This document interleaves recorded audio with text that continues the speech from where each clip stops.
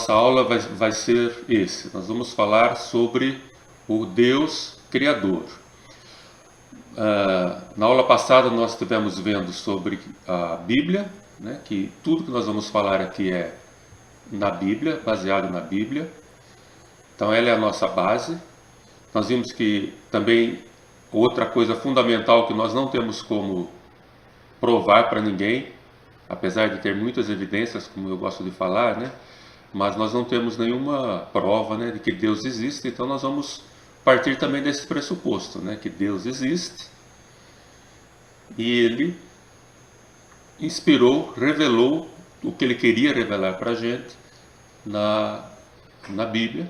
Então a Bíblia é uma revelação de Deus para nós.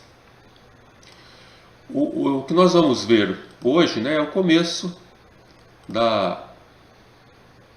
do credo apostólico, né? Lá tem essa primeira frase: creio em Deus Pai, Todo-Poderoso, Criador do céu e da terra.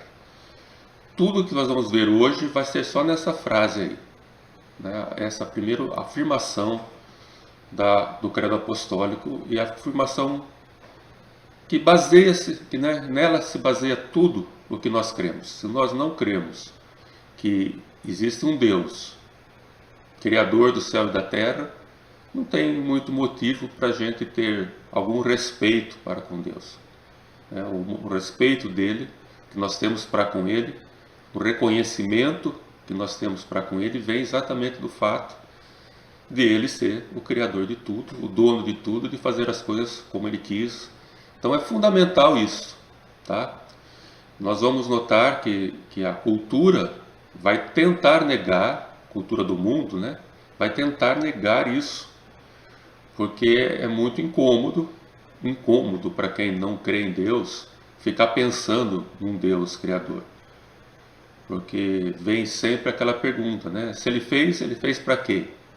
Né? Então é mais fácil falar que não fez, que não existe, que tudo foi por acaso, que tudo aconteceu de maneira natural, sem nenhuma intervenção, porque ele tira a responsabilidade da pessoa para com Deus. Mas nós cremos no Deus Criador, né? E nós vamos então ver como que ele fez.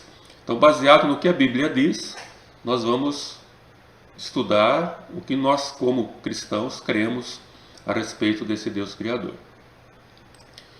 Vamos começar no primeiro verso da Bíblia. Não sei se você tem a Bíblia aí, mas você pode decorar esse verso da Bíblia, é bem facinho. No princípio, criou Deus os céus e a terra. Não sei quantos versos da Bíblia você já decorou, mas esse aí pode ser o primeiro, bem importante e bem facinho. O que nós podemos aprender já de cara só nesse verso?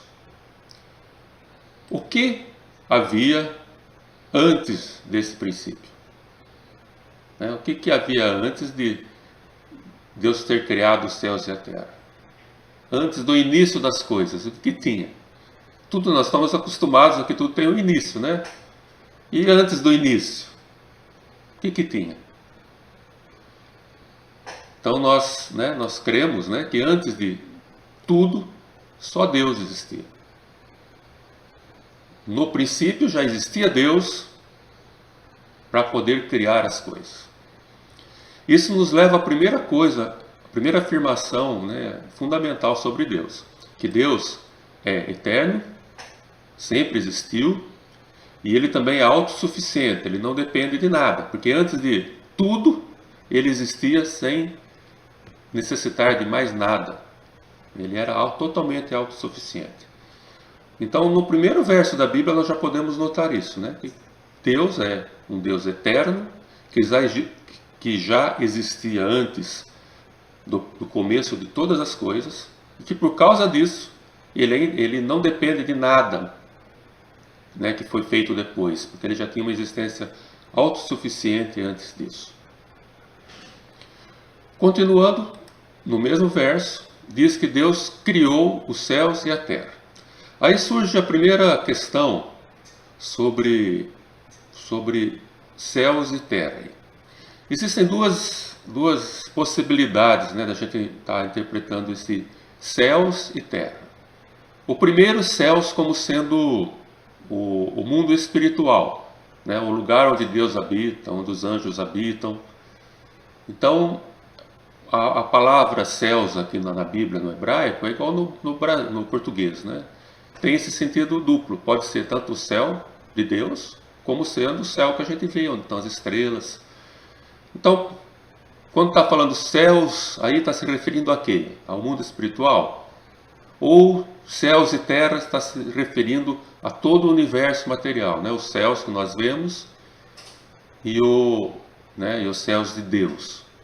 Então nós não temos exatamente como afirmar nesse texto o que se refere a um ou se refere a outro.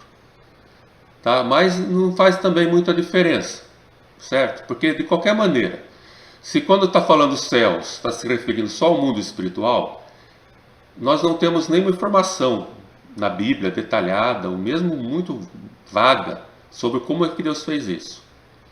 Não existe. A gente sabe, a gente vai até ver, talvez na próxima aula, já um pouco sobre isso, mas a Bíblia não fala.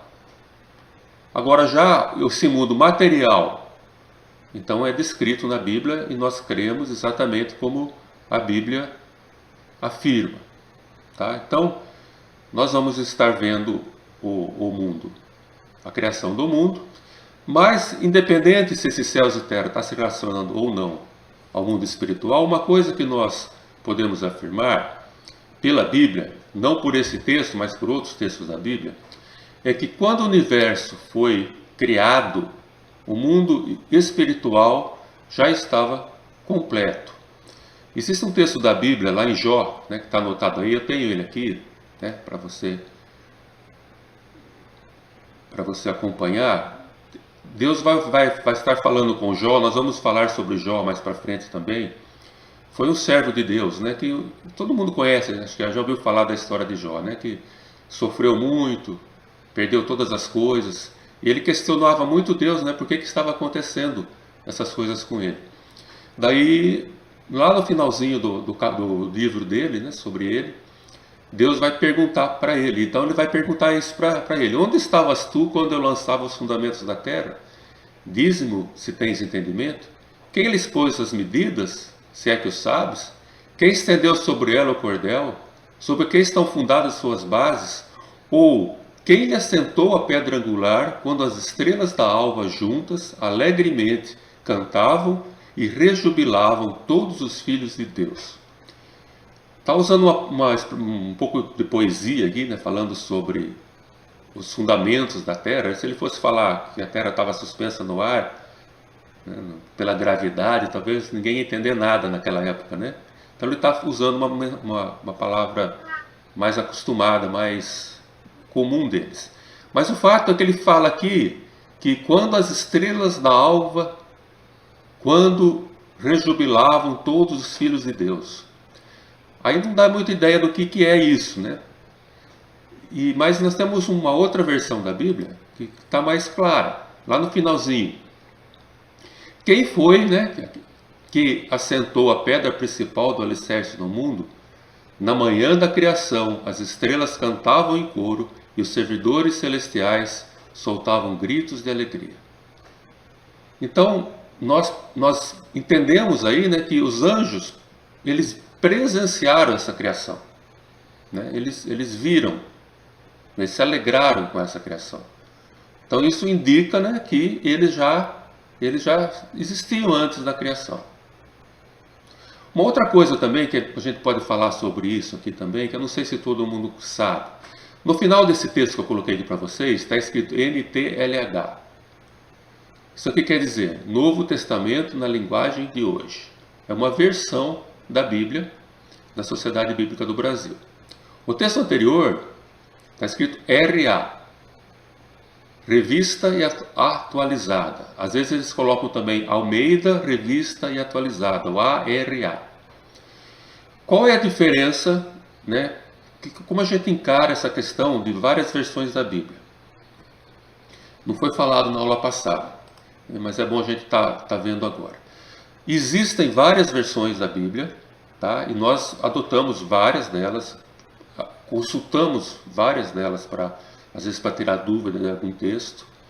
Então, embora haja diferença de uma tradução para outra, geralmente é só uma diferença de colocação dos termos na, na, na hora da tradução. Então, não é igual como eu falei sobre os livros apócrifos, que nós não acreditamos neles, né? Então, a tradução, por exemplo, da Igreja Católica, né, das edições paulinas, a Bíblia de Jerusalém, é uma boa versão da Bíblia. Você pode ler ela sem nenhum problema. Lembra só que os livros apócrifos não fazem parte. Mas é uma tradução da Bíblia, né, e muito boa às vezes até. Tá? Então, há várias versões da Bíblia. O que difere um pouco e que a gente tem que tomar cuidado é que, por exemplo, essa Novo Testamento da linguagem de hoje é uma versão que eu gosto bastante dela, mas ela tenta interpretar alguns textos, né, que ficam difíceis. Por exemplo, aqui está falando servidores celestiais, mas no texto da Almeida fala filhos de Deus. Então, a versão Almeida e algumas outras versões, elas são literais. Está escrito filhos de Deus no texto? A gente fala filhos de Deus. O que quer dizer esses filhos de Deus? Fica a critério de quem está interpretando a Bíblia. Já na linguagem de hoje, eles vão traduzir já filhos de Deus como sendo servidores celestiais, os anjos. Então, há só esse tipo de tradução diferente. Uma já tenta interpretar, e a outra traz o que está escrito lá, e quem vai interpretar é quem está lendo. Então, a igreja presbiteriana prefere adotar a versão que não é interpretativa, para evitar erros de interpretação do tradutor. Tá? Mas, eu gosto muito da linguagem de hoje, e ela ajuda muito a gente a compreender, porque geralmente ela está interpretando bem interpretado. Tá? Mas nós vamos adotar, né? Vocês vão ver que os nossos textos aqui são todos da Almeida, revista atualizada. Existe uma nova versão dessa Almeida também, que é praticamente igual. Então a gente prefere, na igreja presbiteriana, adotar as traduções que são literais e não são interpretativas. Tá? Só um detalhe, um parênteses, que a gente não tinha visto na outra aula.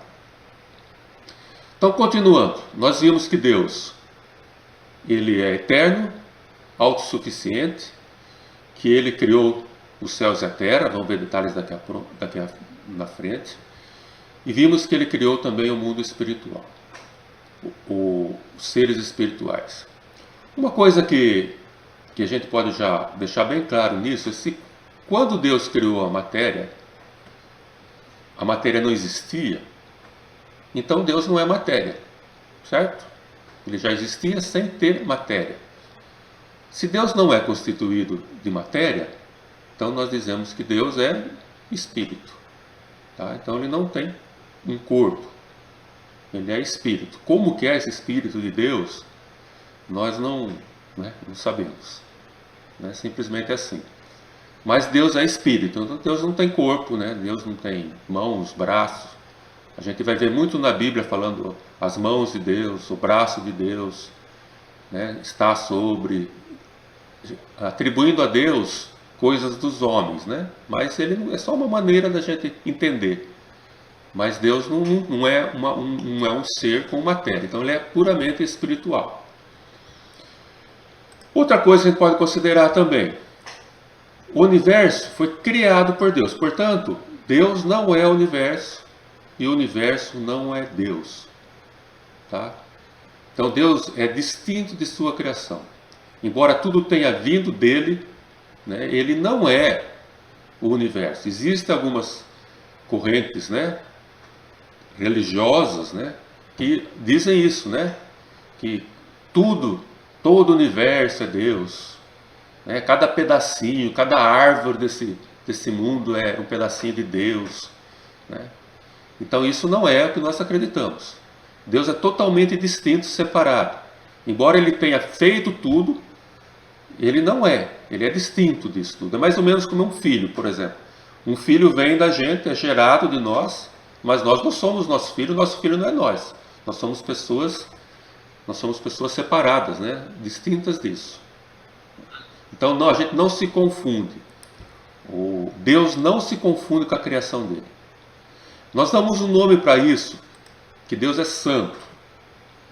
A santidade de Deus está baseada basicamente nisso. Ele é distinto, separado do mundo, ele não pertence, né, a esse mundo. Embora ele esteja em todos os lugares, ele esteja próxima da sua criação, acompanhando, né, toda a sua criação, ele não é ela, tá? Então Deus é santo, separado. Esse é um dos sentidos da palavra santo que que é muito importante depois mais para frente para a gente. Ser separado, ser distinto, não pertencer àquilo. Então Deus é Espírito, Deus é santo, Deus é eterno e autossuficiente. Continuando. Disse Deus: haja luz e houve luz. Ali vocês podem ler depois, mais tarde, nós não vamos ler agora, só para ganharmos um pouco mais de tempo. Do capítulo 3 em diante, até o final do capítulo 1, do versículo 3 até o final do capítulo 1, né, tem toda a descrição da criação do mundo. Mas antes da gente entrar nela, vamos ver mais alguma coisa sobre Deus. Ele disse: haja luz, houve luz. Haja exista. E seja. Exista a luz e a luz existiu. Foi assim que Deus fez as coisas que foi criado. O que isso, né, demonstra para nós sobre Deus? Em Hebreus 11, né, diz isso. Esse também é um versículo muito interessante para a gente ter na nossa memória. Pela fé entendemos que foi o universo formado pela palavra de Deus, de maneira que o visível veio a existir das coisas que não aparecem. Então Deus simplesmente disse e aconteceu. E isso mostra outra coisa de Deus. Deus é todo poderoso, onipotente, tem todo o poder. Uma simples palavra dele criou esse universo imensurável que nós nem conhecemos.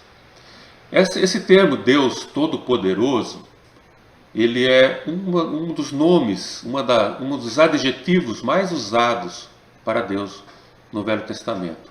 É o tal do El Shaddai. Você já deve ter ouvido falar, né? El Shaddai, ou seja, El, Deus, Shaddai, Todo-Poderoso. Então esse é um dos principais adjetivos do nosso Deus, e qualidades e qualificações dele. Deus é todo-poderoso ou onipotente, né? Qual é o termo mais técnico para isso? Deus é o Shaddai. A criação então agora. O universo foi criado em 6 dias. É isso que a Bíblia afirma, e é isso que nós cremos. E nós cremos que esses 6 dias são 6 dias mesmo, de 24 horas, como está aqui na Bíblia. Você vai olhar aí que vai ter o termo tarde e manhã, todos os versos, dizendo um dia de tarde e manhã. Tem gente tentando conciliar a evolução, né, com a criação. Então fala que esses dias são eras geológicas, não sei o que, mas não há nenhuma evidência textual. Se fosse período de tempo, o autor usaria outra palavra. Ele usa a palavra dia mesmo, que para os judeus começa às 6 da tarde, né, e termina no outro dia às 6 da tarde. Então, isso é a primeira coisa que a Bíblia afirma, que nós cremos. O universo foi criado em 6 dias. Daí nós temos a ordem que as coisas foram acontecendo. Primeiro dia, ali tem uma dúvida, né? A gente não tem muita clareza sobre isso, porque a Bíblia fala assim: criou Deus os céus e a terra, porém, era sem forma e vazia, e havia trevas sobre a face do abismo. Quando que Deus fez isso? Essa terra, essa água, né? Quando? Ali naquele momento? Provavelmente, né? Nesse mesmo momento, porque se Deus criou em 6 dias, tudo, isso está incluído, tá? Mas isso fica meio na dúvida. Mas não há necessidade de ter problema com isso também, porque não há tempo. Antes de ser criado esse primeiro dia, a gente não pode falar em tempo, certo? O tempo é contado a partir do momento que você marca o tempo, né? Sem marcação de tempo, você não tem tempo. Então não faz muita diferença. O fato é que no primeiro dia Deus diz: haja luz, né? E houve luz. Teve tarde e manhã, ou seja, a impressão que a Terra começou a rodar, né? E ter dia e noite. Primeira pergunta, né, que veio, mas e cadê o Sol? Né? Calma, Deus vai fazendo o Sol. Segundo dia, separação das águas. Então tinha água aqui, agora luz, tinha água e Deus vai fazer uma separação. A Bíblia fala água acima e água abaixo do firmamento, ou seja, as águas que estão na terra aqui, né? E as águas que estão no ar. E uma atmosfera no meio delas. Então o segundo dia foi isso que Deus fez. Que água é essa acima do firmamento? Nós temos muita especulação, né? Mas não temos nenhuma afirmação exatamente. Provavelmente não é a mesma coisa que nós temos hoje. Né? Nós vamos ver que houve uma grande mudança mais para frente. Mas o que é exatamente, nós não sabemos. Mas a Bíblia diz que era isso. Deus separou essas águas. Era tudo água no momento. No dia seguinte, Deus pegou e fez água embaixo, ar e água em cima. Terceiro dia, separação da terra. Então era só água. Deus resolve juntar a água no lugar e deixar os continentes separados. Aqui a impressão que a gente tem é de um único continente. Pode ser, né, que havia só um único continente. Porque não fala, o texto não fala em vários, né? Mas também não podemos afirmar, temos especulações, né? Inclusive a ciência tenta fazer isso, né, com o nosso mundo, nosso globo, né, mostrar que existia aquela Pangeia, né, e depois os continentes foram separados.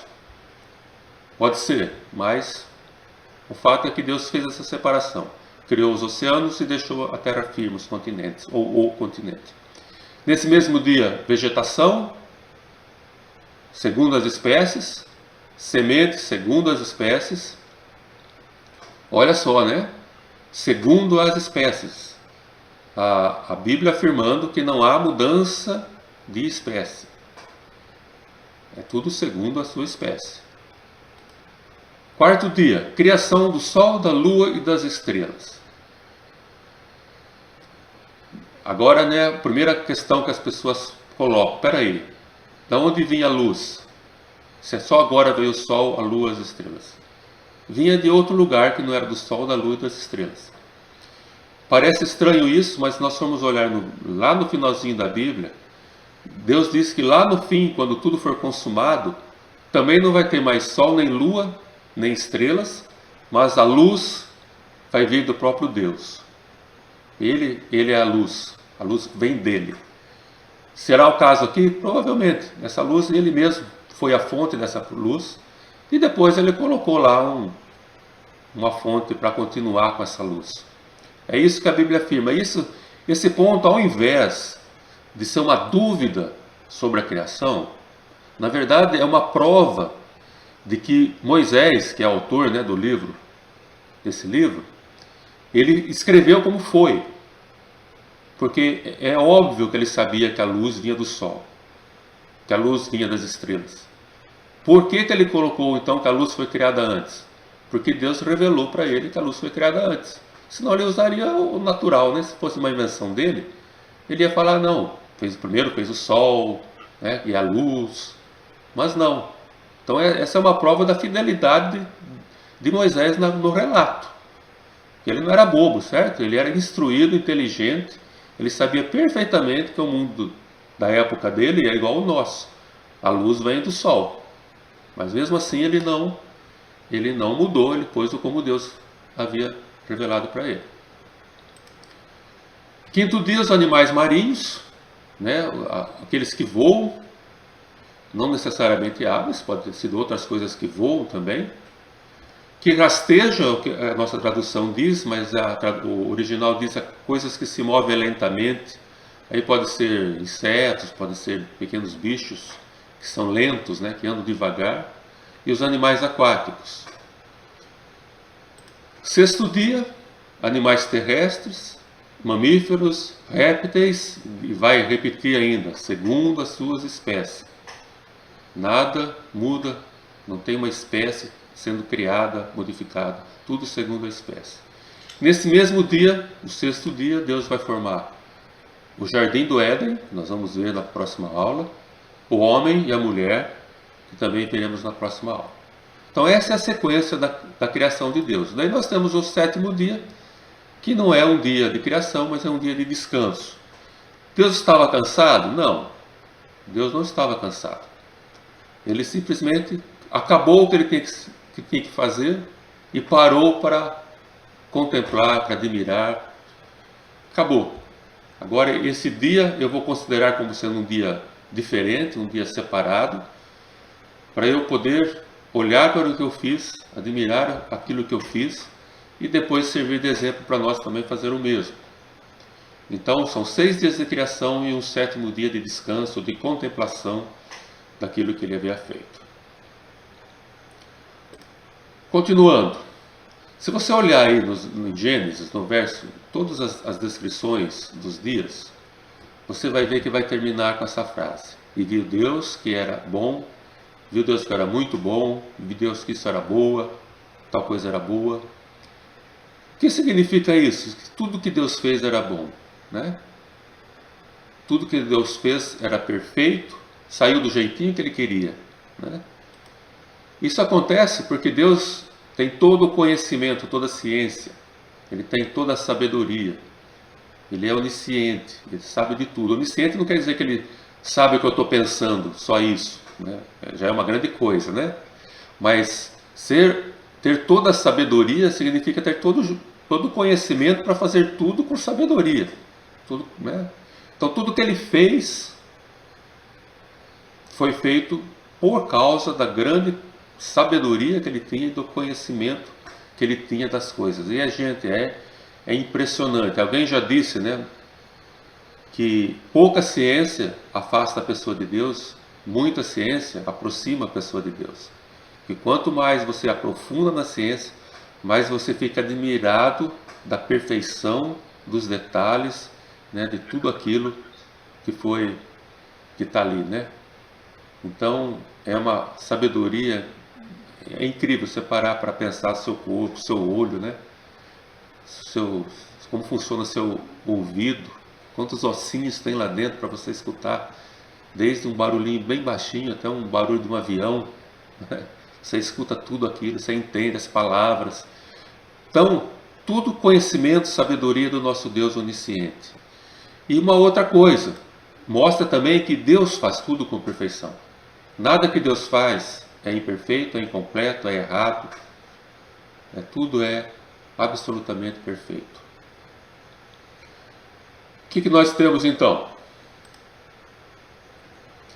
Até agora, atributos de Deus. Deus eterno, Deus é autossuficiente, Deus é Espírito, Deus é Santo, Deus é todo-poderoso, Deus tem todo o conhecimento e sabedoria, né?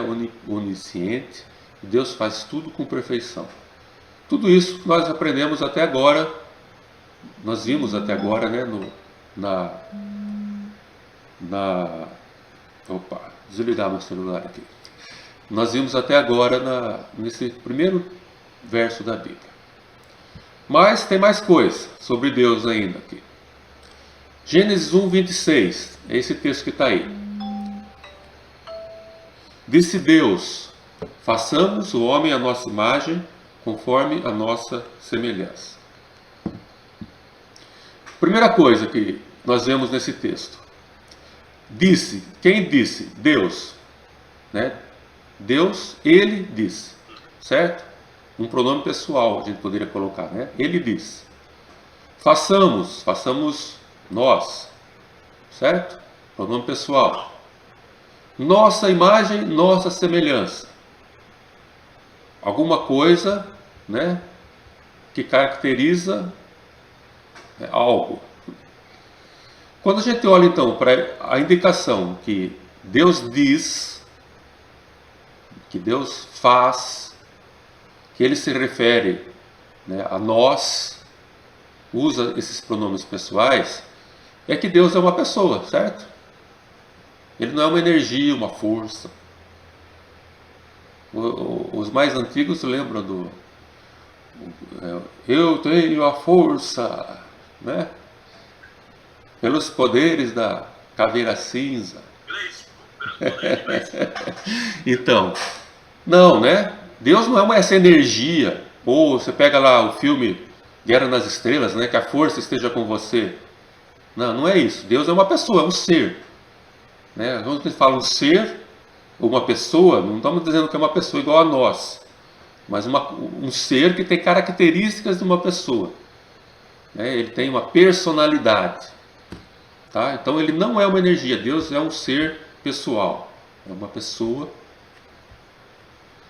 Outra coisa intrigante, né, desse texto, que também temos que enfrentar. Lá no nosso, diz ali, façamos nossa imagem, nossa semelhança. Façamos nós, né? Façamos é um imperativo, né? Façamos nós. O sujeito ali é o nós. Quem? Quem é esse nós que o texto da Bíblia está se referindo? Se a gente for lá na nossa confissão, nosso credo apostólico, tem lá, creio em Deus, creio em Jesus Cristo, creio no Espírito Santo. Afinal de contas, é um Deus ou são três deuses? Façamos, disse, né? Vamos fazer, vamos nós fazer. Então vamos encarar isso, certo? Que é importante a gente ver isso. Em hebraico, Deus é El ou Eloá, tá? Tanto faz, os dois jeitos de se pronunciar. Elohim é o plural.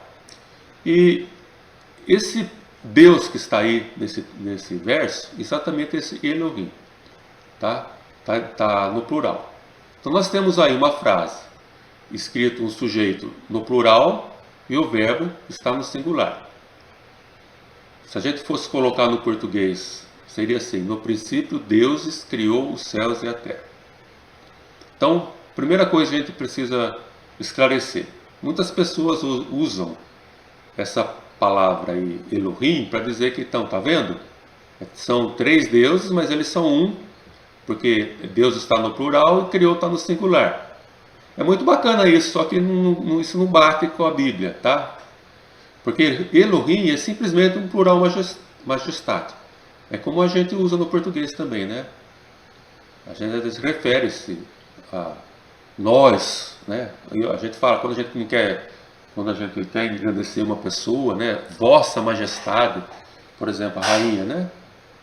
Ela não é mais que uma pessoa, mas para a grandeza dela diz no plural. Então, embora vocês vão ouvir por aí dizendo, tá vendo? Elohim é plural, Deus a criou, então são três deuses e um só. Mas não bate com a Bíblia, porque nós temos muitos outros textos na Bíblia se referindo a Elohim, que não sendo Deus. Elohim é o nome usado genérico para Deus. Então, todo falso Deus também é chamado na Bíblia de Elohim. Tá? Então, não é uma boa explicação para justificar o que nós vamos ver. Mas uma coisa importante a gente ver nesse texto. Diz que criou, está no singular. Ou seja, não tem mais que um Deus. Certo? Criou. Esse que fez, ele é único. Ele criou. Está no singular. Não é criaram. Tá? Então é um Deus único. Tá? Esse verso mostra isso. É um Deus único. Então nós temos um único Deus. Daí nós vamos precisar então agora da Bíblia, do resto da Bíblia, né, para a gente poder entender quem são essas outras pessoas. Então nós vamos ter alguns textos aqui. Jó também diz lá: o Espírito de Deus me fez, o sopro do Todo-Poderoso me dá vida. Em João capítulo 1, verso 3, isso já no Novo Testamento: todas as coisas foram feitas por intermédio dele, nesse caso aqui é Jesus, né? E sem ele nada do que foi feito se fez. Então a Bíblia afirma, né, do começo até o fim, que participaram da criação o Pai, o Espírito e o Filho. Isso é uma coisa que está bem clara mais para frente na Bíblia. Mas ao mesmo tempo, esses três, eles criou o mundo. Né? Eles são uma única pessoa. Então essa é a definição de Trindade. Existe o Pai, o Filho e o Espírito, mas os três são singulares, os três são um só. Então Deus é uma trindade, são três pessoas, mas que são só uma. A gente crê nisso porque a Bíblia afirma. Não foi, Quartz? Falou alguma coisa? Não, um Deus que subsiste três pessoas, um só Deus. É. Isso, são três pessoas num só Deus. Nós não sabemos explicar isso, certo? Nós não sabemos porquê, mas é uma coisa bem clara na Bíblia e que a gente crê nisso. O nosso Deus é o Pai, é o Filho, é o Espírito, mas eles não são três deuses. Eles são três pessoas, mas são um único Deus. Único, que a gente não tem nenhuma comparação. Não queiram comparação. Né? Existe muita comparação por aí, tentando fazer semelhança, né? Dizendo sobre água, os três estados da água, sobre né? um monte de coisa. Nada disso está certo. Tudo isso é falho. Tá? Não queiram entender. Eu acho que não sei se nós vamos entender um dia, acho que nem na eternidade nós vamos conseguir entender isso. Porque Deus é o único que é assim. Tá?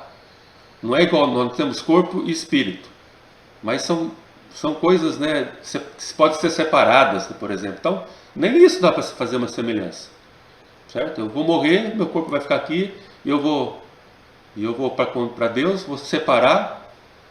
Com Deus não acontece isso, eles não se separam. Né? Então não tem nada que a gente possa usar para tentar explicar a Trindade. Basta crer, porque a Bíblia afirma, e nós temos mais textos. Por exemplo, aqui temos Jesus falando, né, em João 10:30.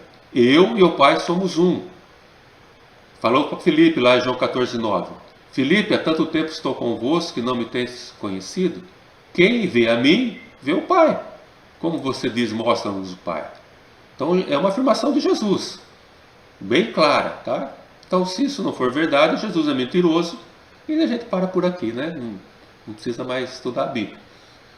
Então, embora a gente não acredite, nós cremos, não acredite não explique, né? Nós cremos na Trindade, um Deus trino, triuno, trino, trindade. São termos que você não vai ver na Bíblia escrito, mas que os homens criaram para explicar essa grande dificuldade que a gente tem de compreender Deus. Quase chegando ao fim, comecinho do verso do capítulo 2 de Gênesis diz: Assim, pois, foram acabados os céus e a terra e todo o seu exército. E havendo Deus terminado no sétimo dia a sua obra que fizera, descansou nesse dia de toda a sua obra que tinha feito. Abençoou Deus o dia sétimo e o santificou e o separou, o distinguiu, certo? Porque ele descansou de toda a obra que fizera. O que é importante a gente ver nesse texto é que, além do descanso que nós já falamos, é que nada mais foi criado depois do sexto dia, certo? Então não existe mais criação depois disso. Aí entra as leis da física, conhecidas nossas. Né? Uma delas diz, por exemplo, tudo se transforma, né? Nada se cria, nada se perde. Então, a partir da criação de Deus, essa lei é válida. Tá? Então, o criacionismo é muito mais coerente com a ciência, certo? Do que o evolucionismo, a causa naturalista, tá? Que nós confirmamos, né? Que nada se perde, nada se cria, tudo se transforma desde aquele dia que tudo foi criado. E outra coisa, Deus não parou no meio da sua obra. Ele só parou, ele só descansou depois que tudo acabou. E tudo é assim com Deus. Deus faz isso com tudo. Se ele tem um projeto, se ele tem uma obra, se ele tem algo que ele quer fazer, ele vai fazer. E só vai parar quando terminar. Foi assim com o mundo e vai ser assim com tudo que ele fizer. Então, o último slide é o resumo, né, de tudo que nós vimos hoje. Características todas que nós podemos tirar de Deus só nesses primeiros versos da Bíblia. Próxima aula nós vamos estar vendo sobre a formação do homem, tá? Como o homem foi feito e o que aconteceu com ele, né?